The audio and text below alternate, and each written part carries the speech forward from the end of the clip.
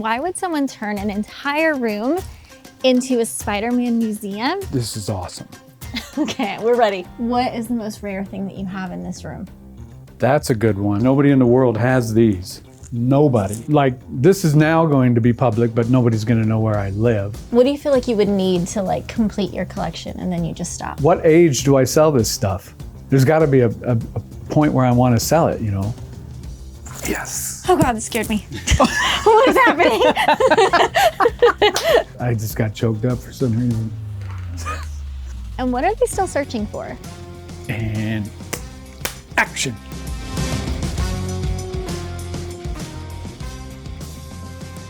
Ooh, can you unlock it? Yeah. All right, good, let's go. Oh, a lock and everything. Yep. Oh my God.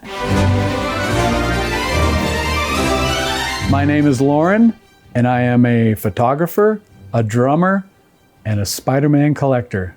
All right, so when people come in here, where do you want to direct them first? Like what? Anywhere they desire. Anywhere they desire. Yeah. How many figures do you think you have in here? That's a hard one. Over 100, maybe over 1,000. Yeah, I was gonna. Maybe 2,000. It's hard to say. There's so many figures and items in here. How many years? Let's go there. Oh, I would say late 1985 is when I really started. I think I was 14 or 15. My very first thing was this watch. Oh wow, I love that you remember. Mom gave me that. The first Spider-Man toy, I would say it's more of a collectible.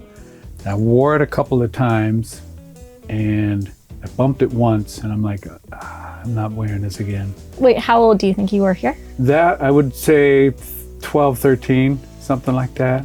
And you were just like, I've got to be responsible. I'm going to put it back in the box and never take it out again. Yeah, it was a Spider-Man watch made by the Dabs company.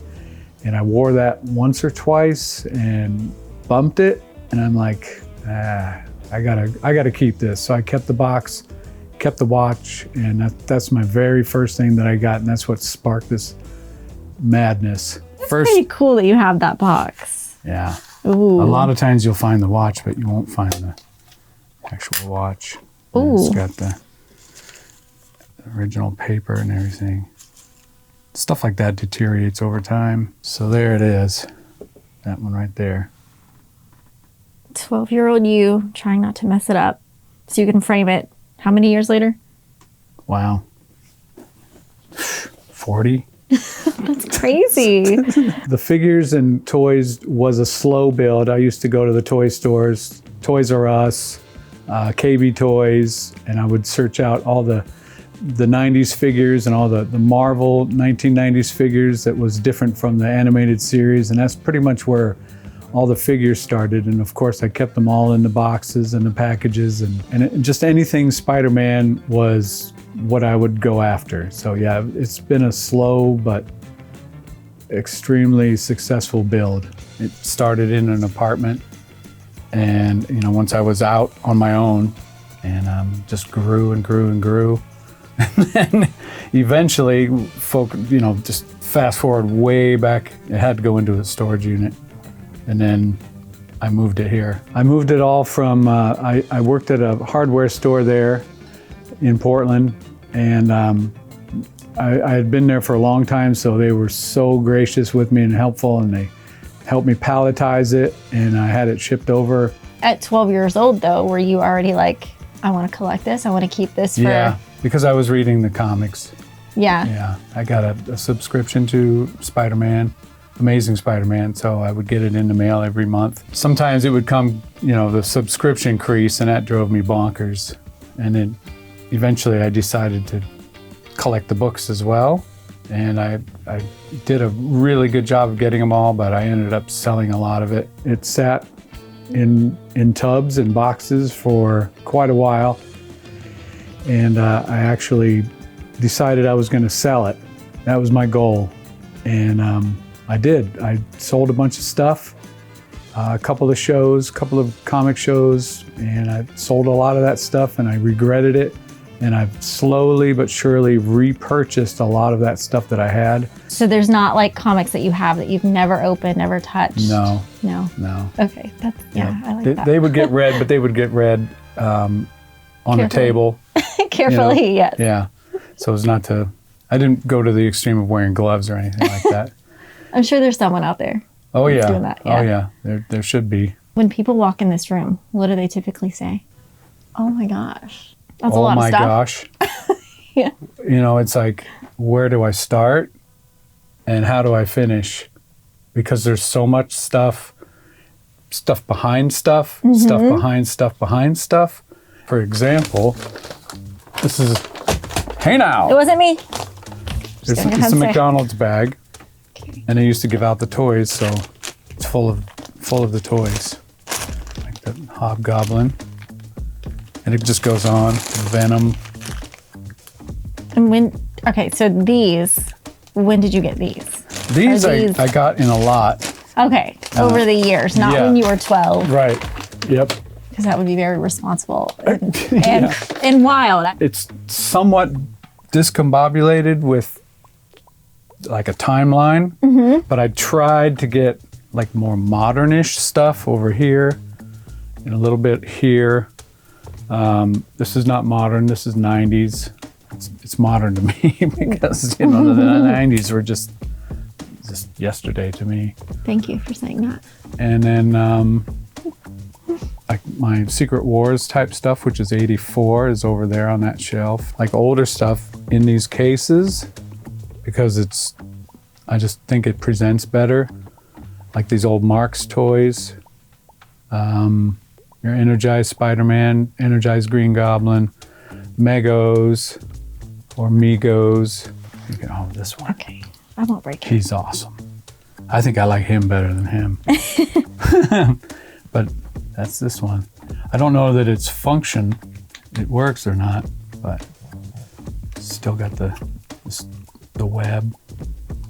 Yeah, he's pretty clean though. This is the kind of stuff I would find at garage sales. I used to go to garage sales in Portland all the time. And you find something like this for 50 cents. And it's, you know, it's so probably... 50 cents, what is it now? I don't know.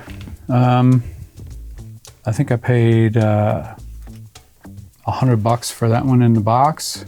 But it doesn't, I can't remember if it has the back or not. Sometimes you'll be missing the battery compartment lid. This one has it. This is from 78 Remco. These things are, I mean, I just love the 3D stuff. Something that looks like Spider-Man and is done like it, like these. Toys that just have stickers on it, not so much. Yeah. You know, like something I've never seen before. Like I had no idea this existed. I have to have it. What do you think makes you feel most connected to Spider-Man? Like, why Spider-Man? I think it's a lot of the same of a lot of collectors that collect Spider-Man. Is when you're younger, you get bullied and you want to think that you have superpowers. And my superpower was playing drums, you know. Traditionally, people that play drums will say they started playing on pots and pans. Well, mine was different size game boxes, Monopoly, Sorry, Risk, whatever, because they all had different tones. So I would hit those with my fingers and eventually moved up to drumsticks. In high school, I would, you know, play in the school band and everything. So I felt like that was my superpower. Yeah. Because people liked me at that point. It's like, whoa, I didn't know you could do that. That's pretty cool. And all my close friends or all my, what do you call them, acquaintances, they know I collect Spider-Man toys. But I don't think that's my identity. My identity is being a musician and playing drums. The boat and trailer thing was pretty young as it is. I got that in Portland. The toilet paper and then the tissue, toilet paper itself, it has a story on it as you unroll it. Oh, that's crazy. So yeah, it's unused. It's not yellow. I keep the stuff in pretty good shape. I started collecting the Secret Wars stuff because that was around 84. And I used to have all of the figures, you know, like the Dr. Octopus and Dr. Doom and Kang and all those, but I eventually sold those. And like a dum-dum head, I sold my Hobgoblin. What a ridiculous moment that was. Because that thing's like $700 now. So some regrets now. A little bit, yeah. When I first purchased the Hobgoblin figure, that was back, that's again, I got it straight out of the store, so it was probably $5.99. I think I sold that one for $75, and I haven't gotten it back yet. But have no fear, it's still out there, and I could get it, but it's gonna cost a lot of money. One day, I will have it again. It's like an evil guy. You know? Exactly. I will have it again. Favorite villain? My favorite villain, I would say Green Goblin. Yeah. Because he just looks so cool and he's so demented. I do have some Venom stuff just because it's super cool. It's like you don't have, I feel like you don't have too many villains in here, unless I'm overlooking them. You're probably overlooking them a little bit. I see them now. Yeah, they're out there. They're hiding. What is the most rare thing that you have in this room? That's a good one. Most rare. That phone is pretty rare. I have the box also. Maybe the boat and car set. And then there's a train set down there that I look for on eBay, but I see stuff that's like it, but it's not the same box. But yeah, this is pretty rare, I think. I mean, they're out there, but this box, I've never seen the box. It's usually a box that goes up and down like this, but yeah. I always think it's really impressive when people still have the boxes. Yeah, there are those that love taking their toys out, and by watching not only your videos, but a lot of other videos, I just see the people's collections and it just looks so cool with all the figures. So I'm like, maybe I should start buying some loose figures. And taking them out, yeah. You're telling me right now, like, I don't want to sell it. It means too much to me. Like, and I get that. Yeah. But at the same time up there, you won't pull things out of, you won't rip them out of their package or open their box because of the value of it. So yeah. It's like two parts of your mind competing against each other. Yeah. And it's my world that I have to suffer with. It's that collection. It's the collector's mentality. It's like, you know, there's people out there that will open it, and that's great, and it looks fantastic. But if they ever wanted to sell it, I mean, at what age do I sell this stuff? There's got to be a point where I want to sell it, you know.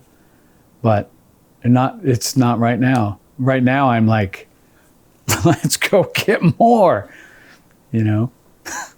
That's a bootleg figure from Mexico. Oh yeah, I was going to ask if you had bootlegs or imports. One thing that I do is I work at in Charlotte, and so there's a display case, and I will bring a bunch of this stuff and set it up for people to look at, and the kids go bonkers. They love it. It's like, I can't imagine what they're going through this weekend because I pulled everything out. So they're probably crying. But it'll all be back, but not all. But just I pick out a bunch of stuff and I bring it in there and I switch it out every couple of months. Yeah. How often are you changing your room around? Not very often. I just recently put these shelves up. I said, I wonder if a shelf would work there. So I brought one home and held it there, and I went, oh yeah, that'll work. That'll do. And so I set up these shelves because I had so much overflow. It was just driving me nuts. So I had to get stuff out and put it up. Is this all displayed, or do you have stuff like hidden around the house that you're just not wanting in this room right now? There is some stuff, like the stuff out in the hall I store in the closet because there's just no room for it. Yeah. But they're really super cool. If I had a bigger space, I would probably include those because those are really awesome. I've had those for decades as well. Where are you finding most of your things? Are you eBay, or are you actually going out and like hunting for them? Are you still going eBay to, is a good source, but I do go to the conventions. Like the Charlotte Comic Con, I go to that one.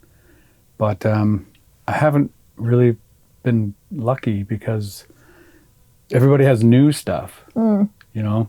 And I'm going to say this, but I'm lying. I'm not really a pop guy, Funko, but I've got a whole wall of it.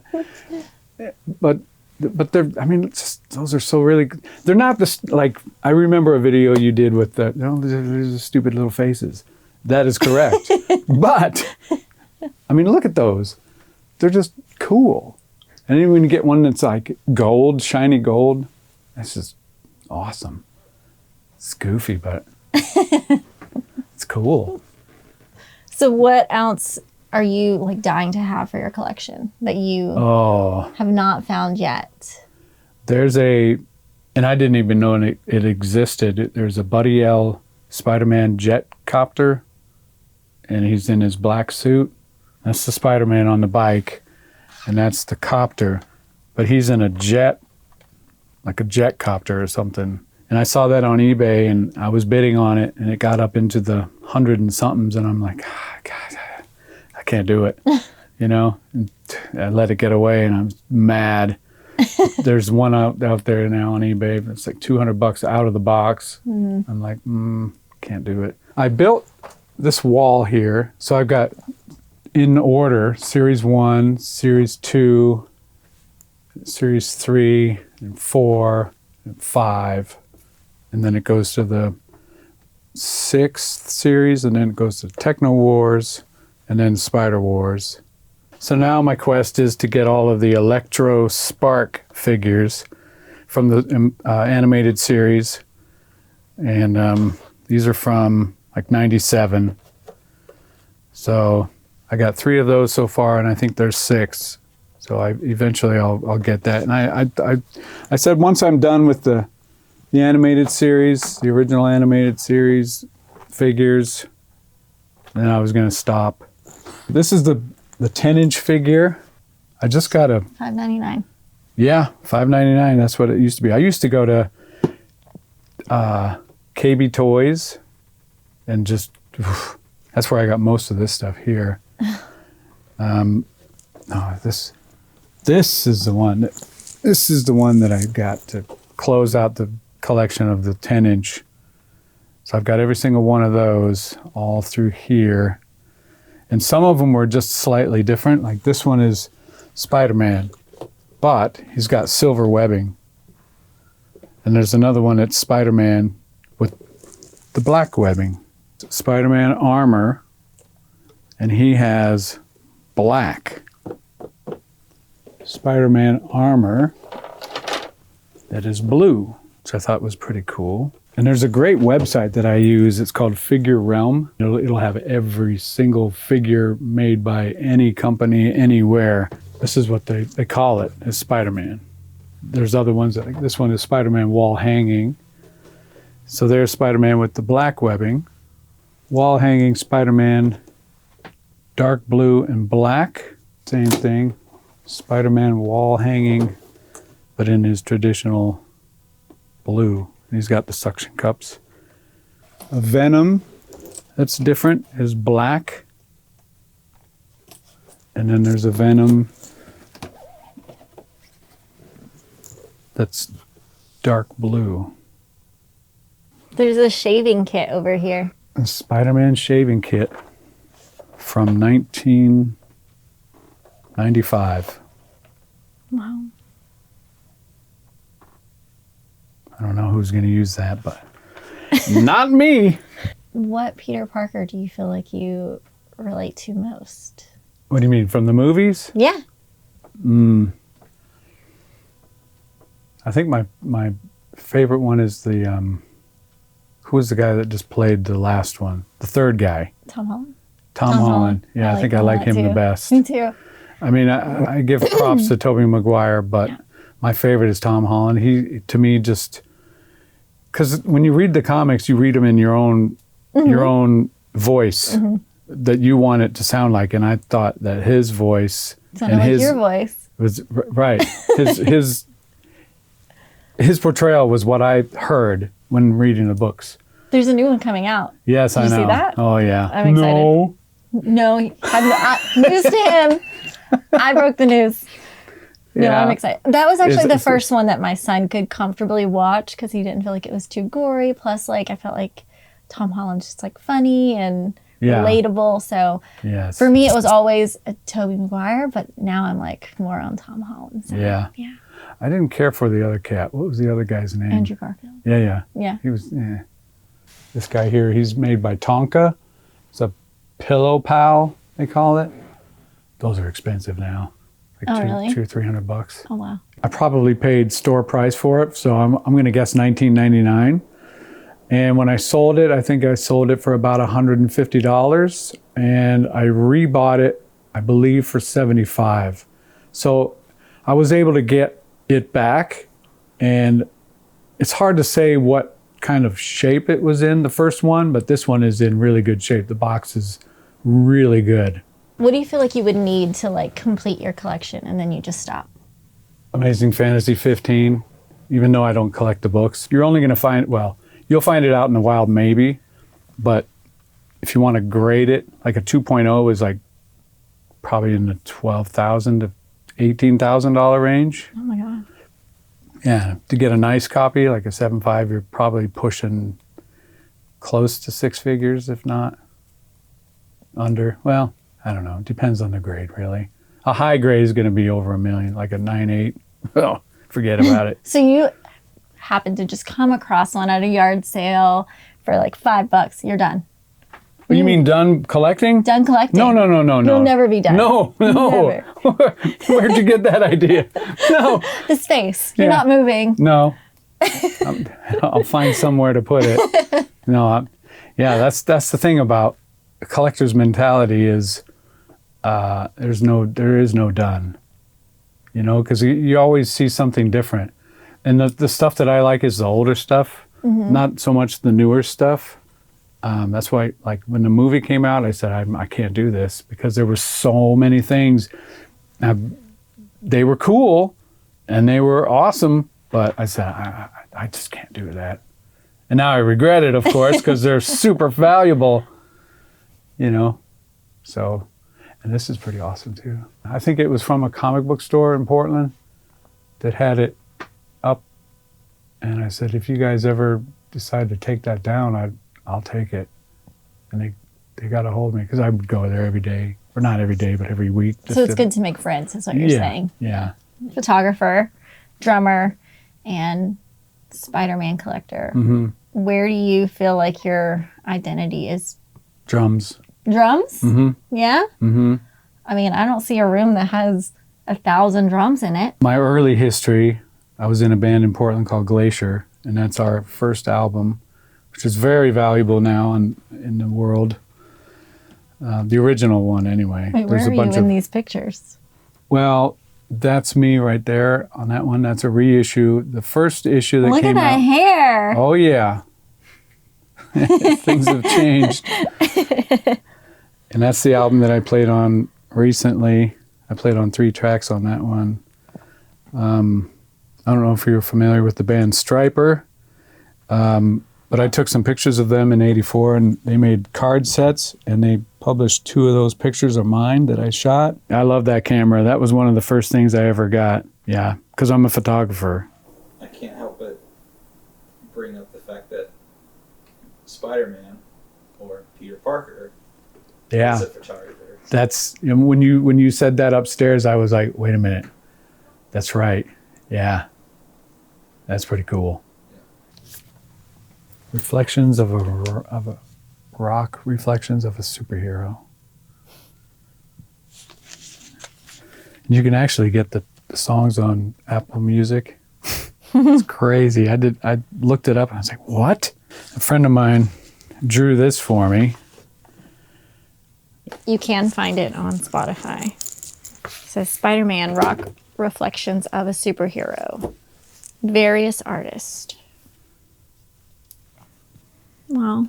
This is all the comic strips that they used to publish in all the national newspapers. And it goes all the black and whites. And then it goes into the color. Every Sunday they would do the color. And I used to cut them out and save them. This is super cool. Not this either, that's pretty new. I don't know if you guys remember pogo sticks. Oh, wow. Crazy. I loved a pogo stick. I don't know that this one would be safe to do it. Yep, spring's still good. Ooh, hold on to it now, 10 and 2. That's one clean bird right here. Those wheels never even touched pavement. Nope. 1990. Oh yeah, this is awesome. Okay, we're ready. Let me see if you can guess what that might be. A sliver of a newspaper? Incorrect. Okay. That is a slice out of Amazing Fantasy 15. Oh. So I'm close. So how did you get that? You sold it to somebody? No, my buddy Nick, for some reason, he gave that to me. I'm like, okay. But It made the collection. yeah, I would say that the value of the room is probably anywhere. I mean, I would like to say 10,000, but at the same time, it's what do I want to sell it for? What would I be willing to let it go for? 20,000?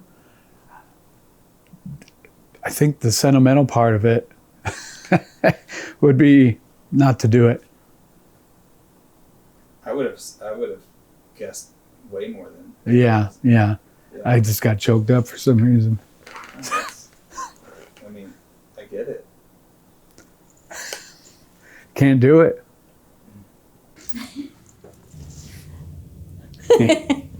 My pride and joy. Spider-Man beating up Batman. So this guy's name is Chris Warner. He's out of Portland, Oregon. This was done in ¡88. And so this says Frank Miller my ass, Ditko rules. So I thought that was pretty cool. It's just a pencil sketch, but it's really awesome. That's one. And then he did this one of him taking out Batman and Robin, which I thought was pretty ingenious. Something like this today, you wouldn't be able to afford something like that. You could if you were, like back when I was doing it, I didn't have a whole lot of money and things were cheap then. And this was done by the current drummer of Glacier. He's a super cool dude, and he's an unbelievable artist, and he also does wood sculptures. And I keep bugging him to get me a Spider-Man wood sculpture because nobody in the world will have that. It's just like these. Nobody in the world has these. Nobody. Not even close. Of course. Spider-Man drums. Gotta have that. And then... Kind of looks like he doesn't know what he's doing. He doesn't. This was done by Randy Emberlin. Big Marvel artist. And of course I had him put a graffiti of Glacier on the brick. That's my favorite one. That's really cool. And then being from Portland, Oregon, I'm a Blazers fan, so I had Spidey in a Clyde Drexler jersey. And then when we were in the comic shop, Nickel Spot, there was one of the customers, she was a young lady, and she drew that for me. This was the second one she drew for me, actually. The first one she drew for me was this one. And it was just like the biggest surprise. I was like, what? That's for me? And so it was, I cherish these things. These are amazing. And then, of course, you have the cardboard standees, which are almost self-explanatory. Spider-Man from the 90s. And there's another one in there, I can pull that out. But this one's pretty sick. And again, it's more than likely pretty valuable.